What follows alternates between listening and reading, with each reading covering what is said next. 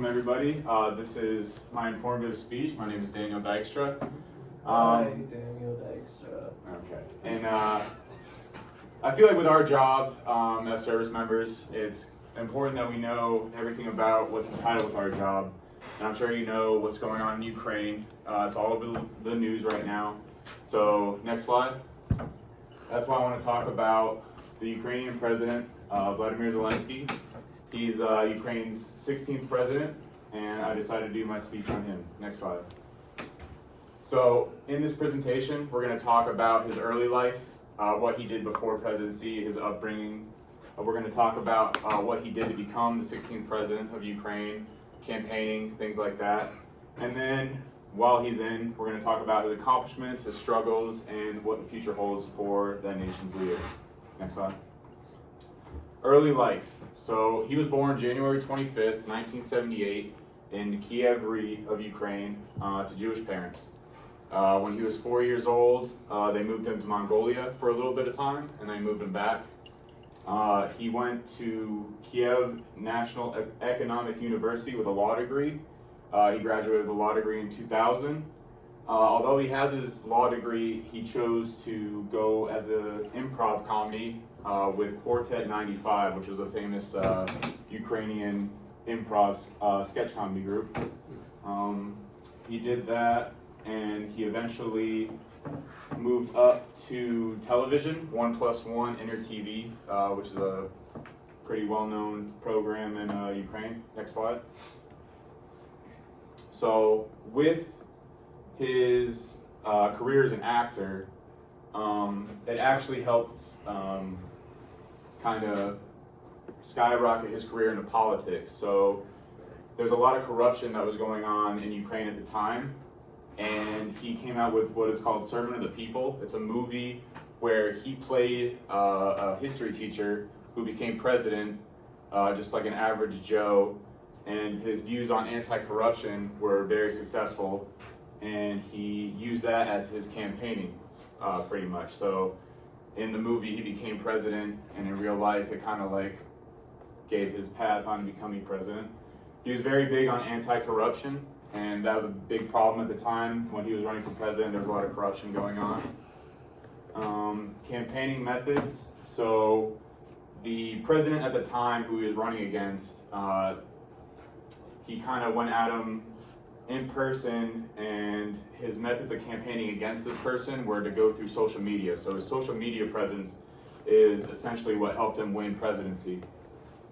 Although he did have a scandal with his previous network owner, because I think he stole about $5.6 billion from Ukraine, and a lot of people accused Vladimir Zelensky of being in cahoots with him. So that kind of tarnished his reputation when it came to campaigning, but it was proven that he didn't work with that individual. Next slide. So time as president. So he won in a landslide victory based off of his anti-corruption policies. When he first entered office in 2019, he dissolved the Ukrainian Supreme Council, which was the source of the corruption. So that was seen as very positive in his first step in being president, but next came the COVID pandemic. So during the pandemic, he wanted to do right and go with the trend of close all the shops down, schools, stuff like that. And a lot of mayors in the country were kind of against that. So it caused a rift between the mayor and then the cabinet of Ukraine. So there was a lot of re-elections at the mayor level. And eventually Zelensky got his own people that he wanted from his cabinet as mayors of certain regions to help with that problem. But then after that, when the COVID pandemic just settled down, we all know that Russia invaded Ukraine.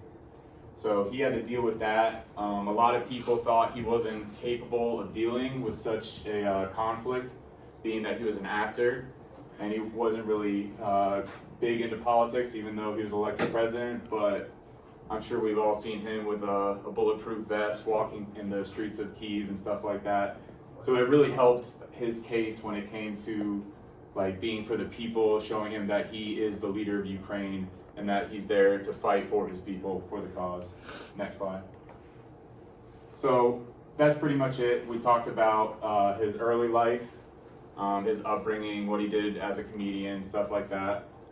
His campaigning for president, how his anti-corruption policies were big in helping him being elected. And we talked about COVID, dissolving the Ukrainian Council, and then the war with Russia. Next slide. Are there any questions? There was a bulletin point that you just kind of jumped over, and that's where you banned like the next presidential election. Yeah, okay, yeah. So this year, actually, there's a re-election in process, and he thought that doing an election would kind of distract what was going on with the conflict in Russia.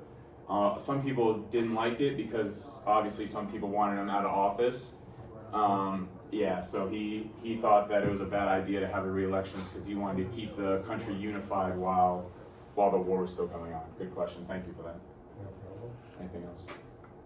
I got one. Yeah. Why did you pick him to present? I picked him because it was relevant for our line of work. Like we were in Poland, close to Ukraine when the conflict happened, and I felt that there was a lot of information on him, and that he was just a good representation of a leader, unifying his people, and just a good president. So, Thank you. anything else? All right, thank you guys. I appreciate it.